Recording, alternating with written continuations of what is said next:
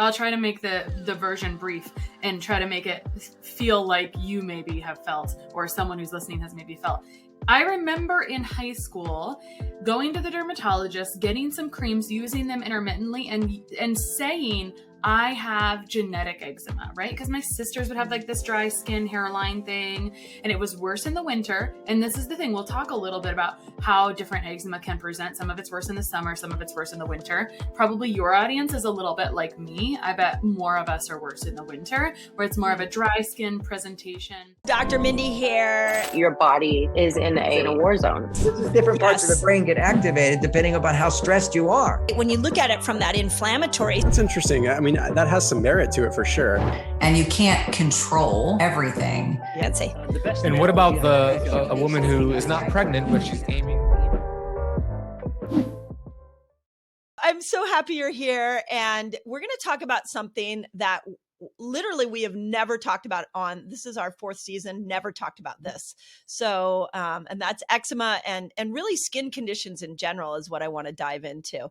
So just so everybody has a little bit of I love people's passions. Like how the heck did you get like passionate about eczema? Well, I didn't. It came to me first. So probably So let me I'll try to make the version brief and try to make it feel like you maybe have felt, or someone who's listening has maybe felt.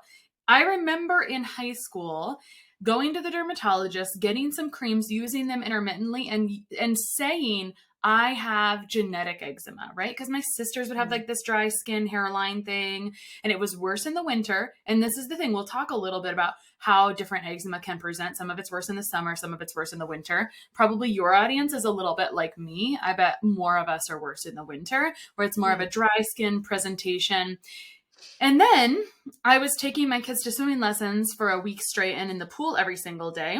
And after like about the 5th straight day, I woke up with this horrific, raging, angry rash that I had not had before. It was all around my eye and oozing and swelling. I mean, it was very painful, and on my neck. It was in these really cool places that I could totally hide. Just kidding. So, we can hide things inside our gut, inside our body. We can deal with our brain fog, our lack of energy. We cannot hide this thing on our skin, and it often moves us to action. There's a quote, it's not my quote, but I use it a lot, that we're moved to action from either inspiration or desperation. And I see that all the time, right? As you do, right? We are usually it's via desperation. And that was not unlike me. And if I look back on that, I was transitioning jobs, starting a new business, had 2 small kids. So the stressors were there. I just needed a straw to break the camel's back. And I had the genetic predisposition. I think like saying my eczema was related to, or blaming it on genetics was so short-sighted, but just my high school, it was as far as I could see, right? I didn't know any different at that time.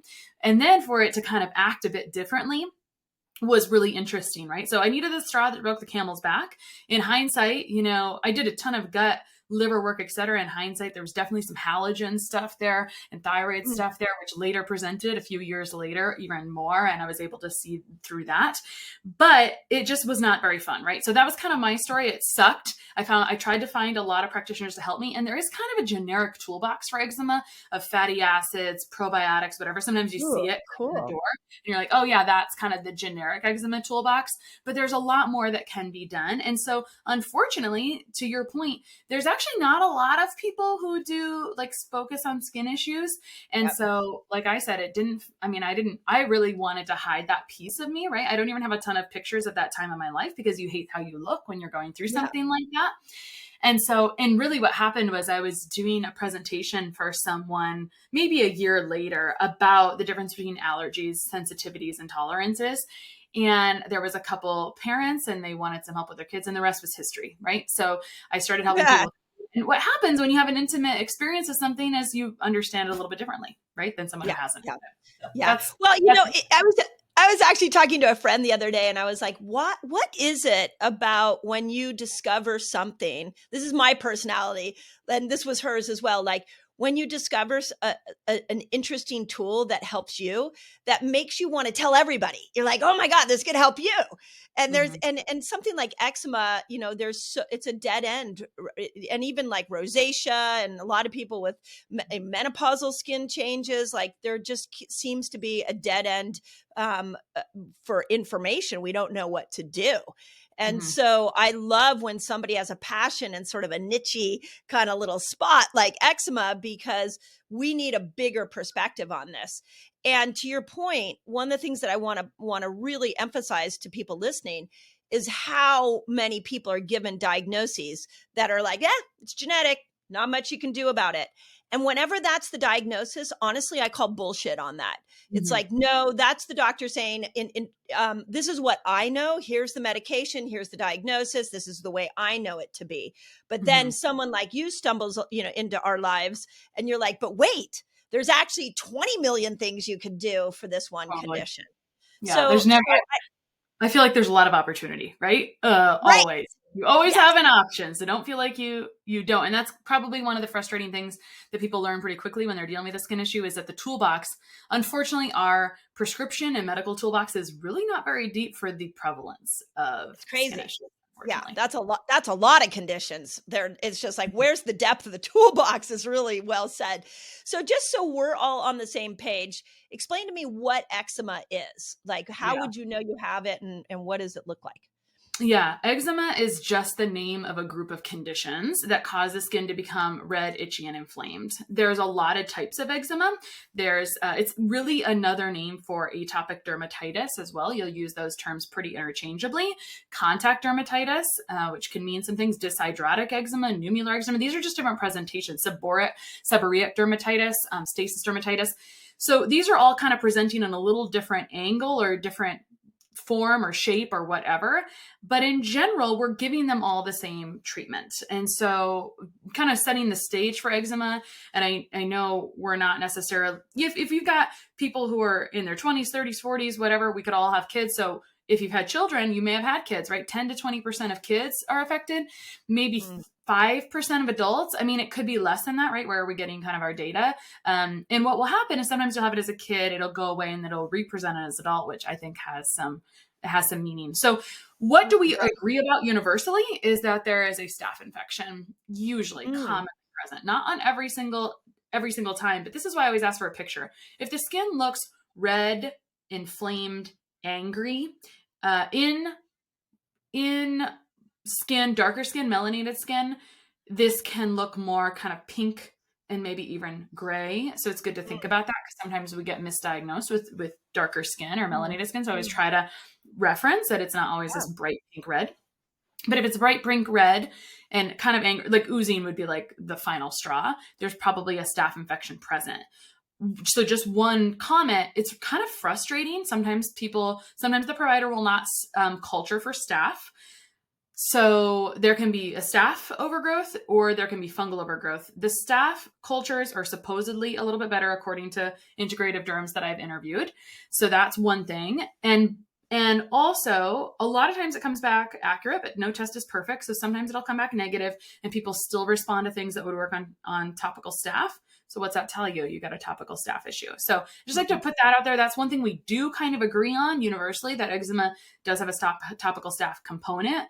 But what you got to think about then is, okay, where's that come from? It grows from the inside out. So you'll see like illnesses and things really cause relapse. I would say people do not make progress when they're sick, right? They've got overgrowth of things, and then that'll show up to 3 weeks later. So that's a little fun pearl, that you can not have an issue and then you can have an illness, and 3 weeks to a month later, you'll have a little bit of a skin presentation. Why do I know that? Because it's happened to me. Right. And so, and to clients commonly. So just throwing that in there, that was more of an answer than you were asking, but I just want to set the stage of like what we kind of agree about, or the big picture on eczema. So no, it's that one of the things that I really talk about in my Reset Academy with the members over there is that when we hear information like this, if we put it into an old paradigm, the paradigm of give me the quick fix, give me the diagnosis, and everything's going to go away, we're only setting ourselves up for failure. And what I love about the context you just gave is that, and what I'm hearing is that there's a new paradigm in which we need to look at this. And if staph is the source of it, then my brain goes to, well, what are the other symptoms? Like if we have eczema, that is the outward expression of it. Are there other symptoms that we would see in our body that the staph infection is affecting? Yeah. Well, absolutely. And this kind of makes me want to stand back. I want to answer that question, but I kind of want to stand back and talk about all the ways it can present or what you should prioritize a little bit as well. Yeah, Let me start with staph. I mean, that could look like, what are some other common things that you'll see? Could be anything, right? This is where I really recommend as a starting place, because what we see is like, oh, I have terrible eczema, but I may not be thinking about these other things that are not a diagnosis, right? And so I always ask people to Google multiple symptom questionnaire or symptom survey online and just fill that out really honestly, because you might notice that you have a bit of congestion. You might notice that you have some throat clearing after a meal, which can be kind of like a little more fungal in my opinion. You might notice that hey, maybe I'm not having a bowel movement every single day consistently, which by the way, the skin is one really easy way your body detoxes. So we can talk about mechanisms of detoxification, which is important. So this is why I think the bottom line with eczema is that we want it to be simple. We want it to be topical, and it's actually twice as hard. It's internal and external. That's the main piece that you need to know is that it's internal and external. So you've got to support the topical skin barrier. So I was telling you kind of offline, sometimes I look at any condition. I'm like, okay, how can we address this from different angles? And so there's this health triad, right? And so you can if you imagine a triangle, you can pretty much put any condition into the triangle and say, what are the angles I can fill in? So there's the structural or external. And so with the eczema, it's like, I've got to support the skin barrier. If it's broken, fix it. Like it is not, you're going to have more stuff coming in. And so something that happened in the last couple of years that might be of note or interest is that we use so much alcohol hand sanitizer. We disrupted our topical skin microbiome on our skin. Thank you. So Thank you. We created a structural issue, right? So what's supposed to happen is our skin has this phospholipid layer, right?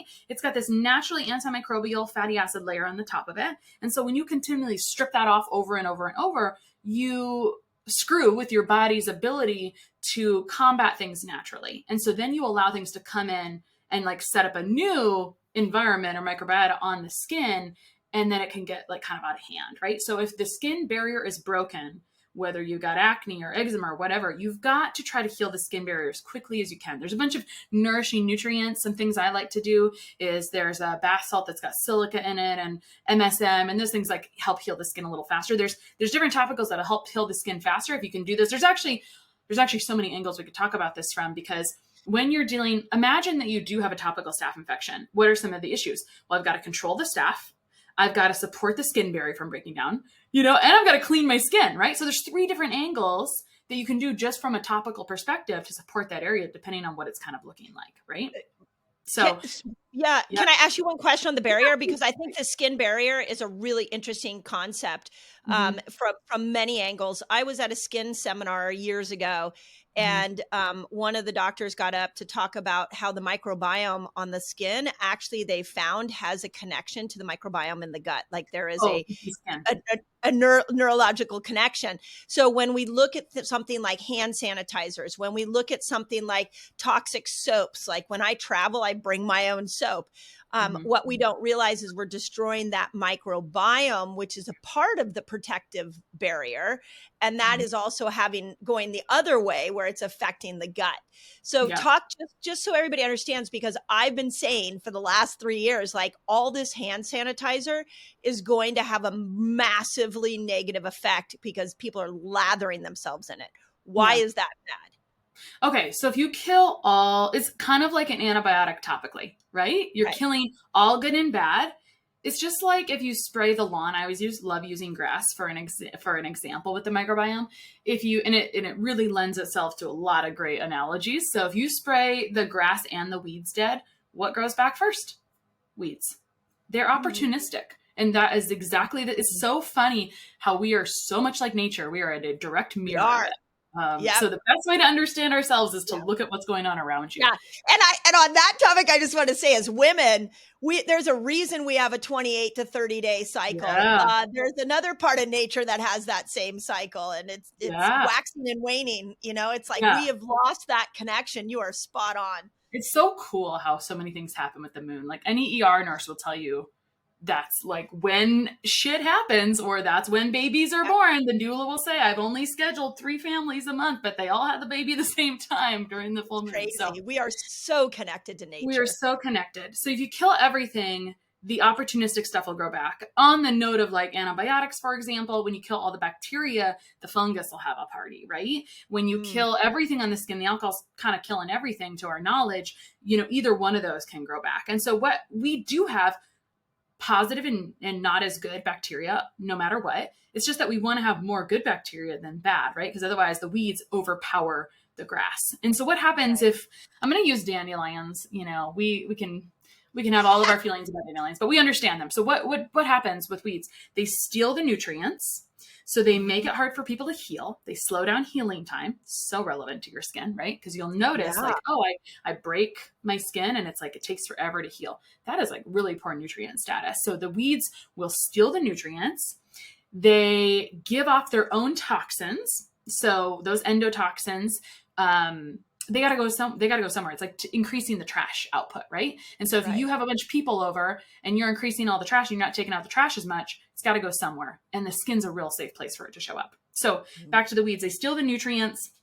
And then they also impair digestion. And so this does not always look like, oh, I have all these digestive symptoms. But when you have things on the skin, let's say someone eats something and they see some symptom, or they see their skin flare. That's a symptom of poor digestion. That's what that is. So you're not digesting that particular food or protein. And that undigested matter is being fed to the dandelions. They love that kind of food. The weeds love that. The dysbiotic bacteria love that. And then they thrive. And then it's like this self-replicating process, or like it's like a hamster wheel that just continues to feed itself. So it's so tricky for people when they eat a food and they see a reaction. And I would boil that down to poor digestion, which is, I think, that's a real epidemic, because all of our digestive adequacy, or our stomach acid, our bile, our digestive enzymes are all suppressed under stressful things, right? So what happens is we have stress, we dump minerals, all of those things are pieces of how we digest. So I went off on a bit of a tangent, and I should get to the triad. But. But so what I'm hearing on the barrier is it's a two-way street. It's like, you know, the gut barrier and the skin barrier, like you got to protect the gut barrier, you got to protect the skin barrier. But I love that where you're going with this, with eczema also being an internal challenge and an external challenge.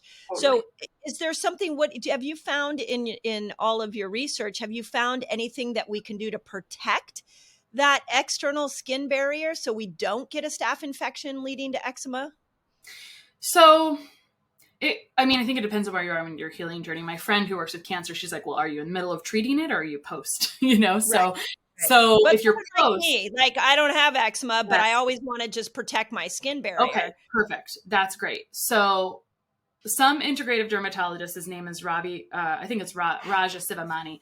I love what he says. He says, don't over soap, wash the pits, right? And so wash the areas that need to be washed, and don't soap up everything else. So kind of to your point earlier, when you use microbiota disrupting soap, so the stuff with like essentially the antimicrobial soaps, not that you should be really using those in the shower, but if you use those everywhere, you're disrupting your microbiome, and you could be creating a problem that you would not otherwise have. That's one thing, right? The next thing is, I think we should step back and say, am I a really dry skin profile? Am I using a lot of lotions, etc.? I like to hydrate from the inside. I like to make sure I'm like, that's a real nerdy thing to say. Like, oh, I've got dry skin. I should go work on my fatty acid status instead of slathering lotion on the outside. I'm geeking out on what you're saying, so no worries. So I think that there are times like, and I will preface this by saying, like, I'm not an esthetician, but when the seasons change, it's okay to change your topical care products too. So right now we're in the winter at the time of this recording. So I would say lean more into the oils, right? Like topical oils. I do not mean coconut oil. Coconut oil has, and we could go to bat about this. This comes from a microbiologist that I respect, where if you put coconut oil on your skin really consistently, you're also disrupting the topical microbiome, because it's got really awesome antifungal properties. So it may have helped your kid's cradle cap, which is a fungal origin typically, right? It's got some antifungal properties, but it's not the oil that you typically want to use topically. I like things that I've seen work really nicely are jojoba oil, is really a nice one. If you can get something that's got some, I'm thinking of I don't feel like it's chamomile, but there are some things that are mixed up and kind of like you, like we try things and we're like, oh, I really like how that works on my skin. Right. So we use, like, I always say, start with the most basic of things, right? Like the lesser or the simpler products, and expand from there. One mistake I would say that happens when people have eczema is, and this happens to all of us and it happens in other conditions, is we end up with a graveyard of stuff, right? Because we're like, oh, I'm itching in the middle of the night. I get up and put like anything on. And one thing I would encourage when you're working on topical skin barrier stuff is to use something for a bit of a prescribed time, maybe like anywhere from 3 days to 2 weeks, and then switch it up. Because what can happen with this, to your point, you talked about the skin and gut connection, and there's a lot we can say about that, right? So if it heals the tissue, it heals the tissue. It helps heal the skin tissue. It helps heal the gut lining tissue. In general, if you've got eczema, if you're changing things, yes. If you, like with kids, you use lotions with oatmeal. And so sometimes people will start reacting to that because they've got leaky skin. And so they've got tight gap junctions in the skin as well. And so it gets in there. And then the body, when you start using something all the time, you've got permeability, you can start to have a reaction to it. So it's just a thought or a reason you might want to change things up. So what I heard is that you got to get to know your skin type. You got to look at the seasons, and you got to find something natural that works for you. So, and you just gave us that. Now, okay, so that's the skin barrier. So you talked about I think you said it was a triad. So go to the other. So you want to think about, that external structural stuff you can do. So skin barrier, whether it's antimicrobial, healing, or cleansing, right? So those are the three angles there. The next one, well, let me go to the other angle, then we'll come back to nutritional. So it's emotional and then nutritional. So stress is a huge piece of things. We already talked about how stress suppresses all digestive enzyme status. If we're not digesting things, we're going to have essentially more trash, right? It's not going to be used properly by the body. We're not going to have nutrients. It's like kind of a whole thing, right? So one thing I would say, and I haven't talked about this too much, but just how things present, when people, and this might resonate with this audience, we've already talked a little bit about the disruption of topical microbiota on the hands. One thing I'll see is in babies, it'll usually present behind the knees and inside the elbows in these traditional places. Then if that goes away, we quote unquote grow out of it. And by the way, there's this atopic march where you may have eczema, you may have allergies, you may have asthma later in life. It may grow into some other version of this immune exacerbation. So we've got that. And I think that in kiddos, when it's presenting that way, or if it's presenting kind of this round circular pattern, it's very gut mediated. That's going to be kind of a priority. But you heard me talk about detoxification, and we'll get back to that because the skin is a place for things to be eliminated. So I think that's a little bit more of a drier presentation. Let's come back to that when we get to the nutritional corner. But as far as the emotional corner goes, the frosting on this building of the cake of like, what interventions do I need to do? Stress seems to be implicated in hand eczema so much without much doubt.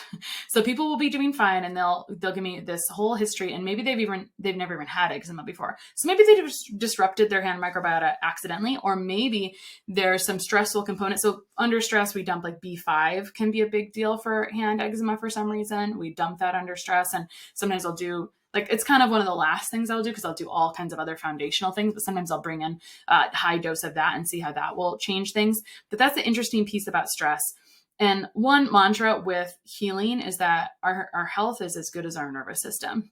If we have nervous system dysfunction or stress that's really not very controlled, and I'm not trying to be a broken record, but it's just, there's so many different ways to look at it, right? It can be emotional stress. It can be physical stressors. So I've had women who had, speaking of skin conditions, there's one, and you might get the name correct, lichen something, where it's in the vagina, right? So it's like got this, it's the thickening of skin in the vagina. Feels like being stabbed there. That pain is a stressor, right? So like you may be like, I'm doing well, I've got this and this and this, but that message of pain all day to your brain is like is a lot. Is a lot for your stress chemicals. And you'll start to see other symptoms of stress present, like tension, headaches, and all kinds of, and like restless leg and other stuff. So that's the emotional piece. I just don't think we can ever go like leave that piece. But if I see someone come in the door with hand eczema, it's one of the first pieces we talk about it. Cause really we're baking a cake here. And as a baby, and if the eczema looks a certain way, I'm going to work on the gut and hope that I don't have to do a ton of other things. And then the next layer is going to be like, I've got to add liver. We'll talk about that next. Then the next layer is going to be stress. And so, so hand eczema is just like that pain of being stabbed in the vagina, hand eczema, because it's painful and you use your hands all the time and they're broken open, they just it's like a self-feeding cycle loop also where it can be painful. So my priority with hand eczema, or that emotional version, I would call it, that's a piece of it, is trying to repair that skin barrier again and start working on the nervous system. And then I'll get into detox and gut stuff. So that's okay. So let me just sort of sum it up to make sure, because there was a lot, it was really dense. There was a lot in that. So I want to make sure that people can know how to apply what you just said. So when we look at the triad, it's the gut, it's the barrier, and that's gut. Yeah. It's structural and external. I'll get to gut in a second when we do nutritional. Okay, so the 3 corners. So it's structural, it's nutritional, it's emotional. Yep. Yes, those are the 3. So I just want to, that way, when you guys are listening, you might, when you're hearing what she's saying, there's like a thread of like, oh, that's me. But I want to make sure that they put it in some kind of context. So if you have eczema and you're like, oh my God, it's on my hands, what I just heard is, okay, that's an emotional, that could be there's a large chance that's an emotional part of eczema. Is that how you kind of diagnose it? Yep. So that's a place that you have to start, I would say. And I can also like make sure we go back and summarize this all at the end, because I talk fast and I move around a lot. And if we don't have, I just want to make sure I want people to walk away from this and go, okay, I know what to do, because you're giving so much great information. I want to know how to put it together for people. Totally. And we can, again, summarize it a little bit, but you're exactly right. If it's on my hands, I need to look at the stressors in my life as the first step. So I would say there's like 3 big areas, right? So aside from, everyone's got to worry about their structural or external or topical layer, right? Like no matter what. And then there's layers of like, where do I start first? Do I start with is stress my priority? Is my liver my priority? Is my gut my priority? So in the emotional angle, or if you are having a presentation of hand eczema, your emotions are a huge part of the priority. Yes, you need to heal your skin barrier, because everyone does, right? If it's broken open, if the hands are broken open, if the skin is broken open, everyone's got to do that.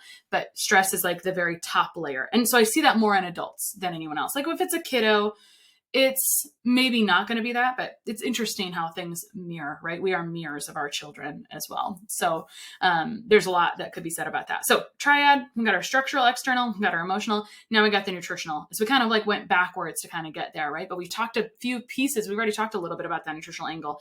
That can be a lot of things, but let's make sure we put gut stuff. Let's make sure we put liver stuff. Let's make sure we put adrenal stuff, all of the things, thyroid stuff. So if we had to create a checklist right now, we have the structure, we have the outside barrier, we have stress.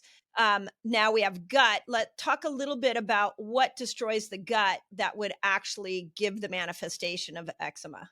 Yeah. So I'm going to start at the beginning of life and move through life a little bit as quickly as possible. If I'm talking to someone, a newer parent or someone with less than a 5-year-old, I'm going to get that birth history and find out, was baby vaginally delivered or C-section delivered, right? Because we're going to have a disruption of the innate microbiome right there. We're going to find out if there was C-section, if there was a vaginal swab, if there was group B strep, if there was antibiotics throughout birth, and then what happened post-birth, right? So like, what was going on post-birth, the first year, 2, 3, 4 of life, how many ear infections were there, et cetera. It's really, with kiddos, you're going to see a lot of antibiotic use. I had one really cool parent that did something that no one else has done. She said, I went ahead and they've lived in the same town their 11-year-old's whole life. And she said, I just called the pharmacy and asked them to give me a list for how many times my kid had been on antibiotics. And I was really surprised. I didn't remember that, right? So we don't remember things that are not an issue, right? But when we're trying to build a case, we look for evidence. And so I always say to people, I just want things to make sense, right? And I've only had one time in the last many years of practice where someone was like, nope, that didn't, and anyway, it didn't, like that just, things make sense, right, Mindy? Like things you can build. So antibiotic use and eczema makes sense. That's what I just heard, especially childhood antibiotics and eczema are a thing.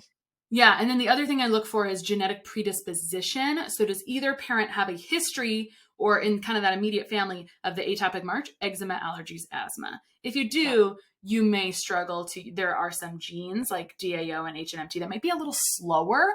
It doesn't mean that's the blame. So genes are the cards you're dealt. How you play the cards with what happens in the lifestyle is what brings the manifestation. So for example, my genetics are like real primed for eczema. I could have had eczema a zillion times after that flare. I listen to my body.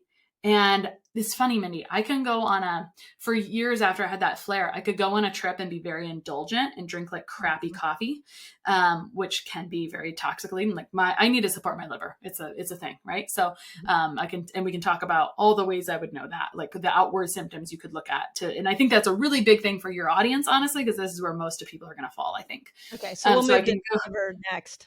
Yeah, we'll cover that. So, so I can go drink really crappy coffee, which can be very toxic laden. It's not something I have at home all the time. And I'll feel a sensation around my eye where I used to have eczema. It isn't like flare. I just feel a sensation and I say, whoa, Nelly, I've got to go give myself a little support, right? Yeah. Quit like dumping toxic burden down my throat. Like my bucket is getting too full from that. Much better now. I don't seem to have that, but like for a long time afterwards, you always want to be more supportive than aggravating to your system. So you listen. And so if you have eczema, let's just talk about what is like does, right? So we talked about skin barrier. If that's broken, you must fix it. And the skin is an obvious place for the body to get rid of waste. Right. But go back to so we know that the gut's involved. We know that childhood antibiotics, I would think antibiotics at any other time, even in your life, is an issue. Are there foods, just before we leave that and go to the liver, are there foods that we know are absolutely going to flare eczema up? So if you're working on eczema and you have that kind of bright pink, etc., exacerbation, and it's worse in the summer, histamine is almost always implicated. Is that a real root cause problem? No, it's just a stepping stone. So another huge mistake is over restricting for so long to where your life sucks, right? Because ultimately you should digest well. That is my opinion after many years of my business starting and food sensitivity work and it working until it didn't work, right? Mm-hmm. We want to do the thing that's going to be the least stressful. So a lot of people come to me, they've already removed a lot of things. And so that could be good or bad, right? It just kind of depends. But I would say the top 8 allergens, and histamines are almost always a problem in eczema, but they're especially a problem if you are someone with seasonal allergies or your eczema gets worse in the heat with hot water in the summer, etc. That's all drivers of histamine. And so genetically you can have these genes that don't break down histamine as well. And then it's going to look like food sensitivities, right? And it is, but it's fixable because your gut and your liver are implicated in how you break down histamine. So this is important. And what's histamine? Tomatoes, bananas, avocado, anything it's basically our charcuterie board, wine, beer, cheese. Yeah, don't say that. I love my charcuterie board. Oh, I do too. So my point is, I find myself in a really good charcuterie board. Yeah, my point is not, you should, like, that's off limits for you if you have eczema. My point is, this could be adding a little insult to injury because your systems aren't breaking down histamine and eliminating it properly, almost always, like most of the time. So, okay, go to the top. Can you just give us the top 8? Because I think there's something really, can you like tell us just what are the top 8 allergies that we should allergens know? Yeah. Allergens. Great. I'll try my best to remember them off the top of my brain. Okay. Dairy, wheat, eggs, fish, certain fish. Sorry, I don't know. I think it might be shellfish and not whitefish. It's really cute that you asked me this question because I have a book on this topic. These are good. I mean, if people are listening, that was already a lot to take out. It was exactly. And I will tell you, I don't think that this is very important if you have liver derived eczema. So let's actually recount. Well, maybe I should not jump around. We're going to go to liver next. If you don't, it's okay if you don't remember them all. I just wanted to get remember them all. Action items. Okay, so go to liver. Top 8 allergens. Yeah, that's only important, I think, if your eczema presents a certain way. I want to be very clear about that. Yeah. And it's only a stepping stone. And if you get stuck there, it's because you didn't do the rest of the things. You got to support the gut and the liver. That's how histamine really gets out. It's broken down in the gut via enzymes. If your gut has too many dandelions in it, it impairs enzyme function. Okay.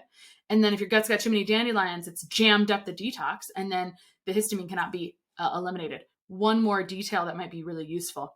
this is 100% your case if your skin gets worse during your ovulation or right before your menstrual cycle, because histamine and estrogen essentially follow the same pathway. They're like, oh, broken down in the gut and eliminated via the liver. So if it's all jammed up with dandelions, like it's kind of a mess, right? So would you see it more in the back half of your cycle? You might see a flare up because that's when you're detoxifying estrogen. Exactly. Yeah, exactly. Yeah. So what you want to do there is just track, does this seem cyclical in the month? That's it, right? And then you kind of time it with where it's at in your cycle, and you look this up and say, oh, that does seem to follow that, right? So that's kind of what you're doing, is you're being a sleuth of your body, right? You're like tracking, because people are like, oh, I don't know, it seems to come and go every 2 weeks. I'm like, sounds like it's coming and going. Right. Yeah.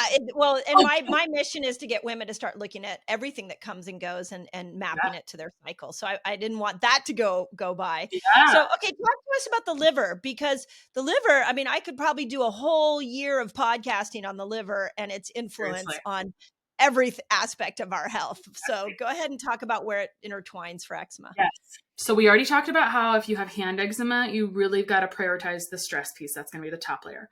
We already talked about if it's presenting like bright red, patchy, circular, gut might be your priority. Now let's talk about liver priority, because I would say for the people you told me that are listening to this podcast, we're the people that this impacts, right? So we may have had some eczema as a kid, but now it's represented. Usually we add a layer, and it's the liver, right? Like we don't get less toxic burden as we get older, we get more, right? Right. Yeah. So what are some signs and symptoms that the liver is? So the eczema is going to look like this. It's going to be dry and flaky. It's usually worse in the wintertime. It might present around so Chinese face mapping is like liver is eyes. That's just a tiny detail. It could, so I would say dry and flaky is the big thing. Why is that? The liver's one of its primary jobs is produce bile. The bile breaks down fatty acids. The fatty acids go and get used in every little cell. And so if you don't have a nice little fatty acid layers around every little cell, then you have like this dry, flaky skin appearance. That's a simple way to talk about it. So I would say dry, flaky is and worse in the winter is definitely liver stuff. What are some other liver signs and symptoms? Because unfortunately our lab work for liver is like not the amazing in my opinion. Well said. It's not. It's not amazing. You're probably a hot mess if things are showing up. Maybe your lipids are going to look a little funny.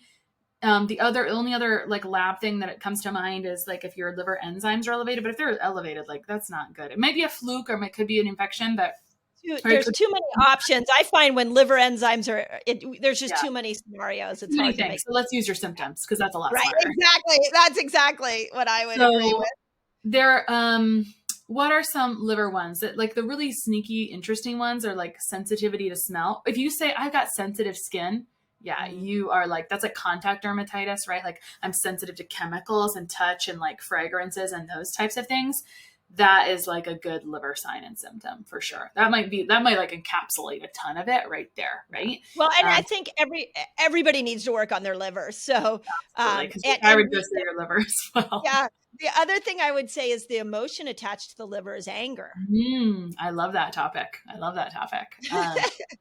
love thinking about how our emotions get stored in our body. And I think that's where we bridge the gap sometimes between we really want to be like tangible and have this lab result and this answer and trying to make sense of our nervous system impacting what our health is. It's such a cool topic. So yeah, because the one thing that I've said to my audience a lot is that when I started fasting, it's so healing to the liver that I noticed a lot of anger that I had just went away. Like all of a sudden, I couldn't access that emotion very much. But when I was fasting and going through the first couple of years of building myself a fasting lifestyle, in the longer fast, the anger came like pouring out. And it would be like on day 2 of a fast, and I'd be like, what is going on? I am just so angry. But then it went away. As I loved on my liver and I worked on healing my liver, I saw that emotion really go away. I think the most important thing you just said is loving on your liver. I think that's the best way to think about like an area that really needs support is I'm going to love on my liver. I'm going to love on my thyroid. I'm going to love on XYZ thing. I think that's the nicest way to think about it. And so we just talked about like anything that feels like chemical sensitivity or fragrance or topical contact sensitivity is all like huge liver red flags. And I would say, to your point, when you're working on something that's supportive of the liver, so you're not putting toxic burden in, so fasting's a version of that, of course, right?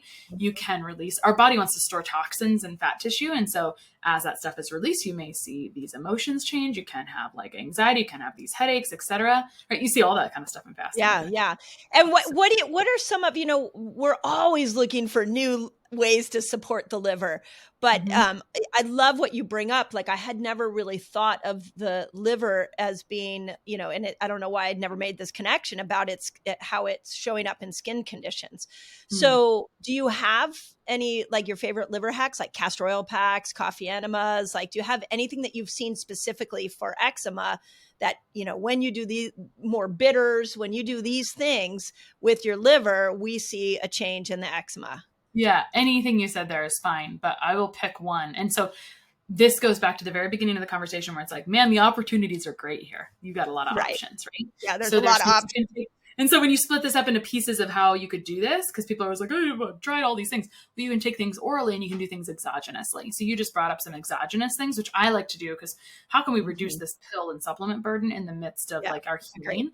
And so I really love infrared sauna, Mindy, because infrared sauna does a couple things. It's like passive exercise. So you feel like you did after you exercised in the sauna.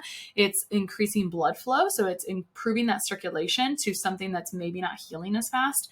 So it helps get mycotoxins out, heavy metals out, etc. So like our toxic burden is building up and causing stress to our liver, and excess iron, as a side note, all of these things can add burden to the liver. So if we can clear these out, rarely, but occasionally people use infrared sauna and they're like, well, I'm a little bit worse at the moment. I don't like the concept if it gets worse before it gets better, just that the toxic burden may be great. I will say that in my own healing story, the reason I probably one of the reasons I love sauna so much is because I got maybe 90% better. No one could see the eczema, but I had this rough skin. And until I used the sauna regularly, that rough skin did not go away, because it's just an efficient way for us to clear toxic burden, which is always going to be a piece of things showing up on our skin.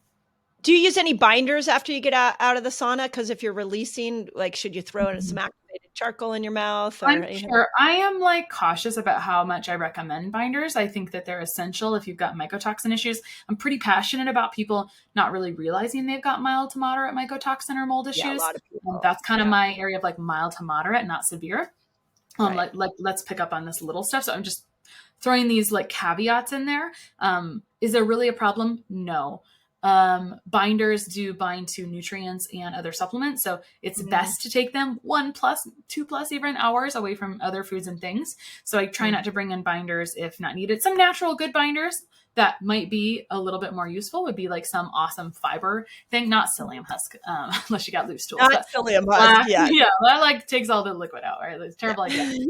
But sun fiber or flax, or there's some different products. So avoid the ones with psyllium-ish, or make sure they're really low on the list, and there's some other good things in there. But a good fiber might be really nice. Something with chlorella or chlorophyll or something. A nice a light binder. Yeah. That's not so. I feel like charcoal is it's not really a problem. It's funny that you asked me that, because one of my clients asked me that yesterday. Says it's not really an issue.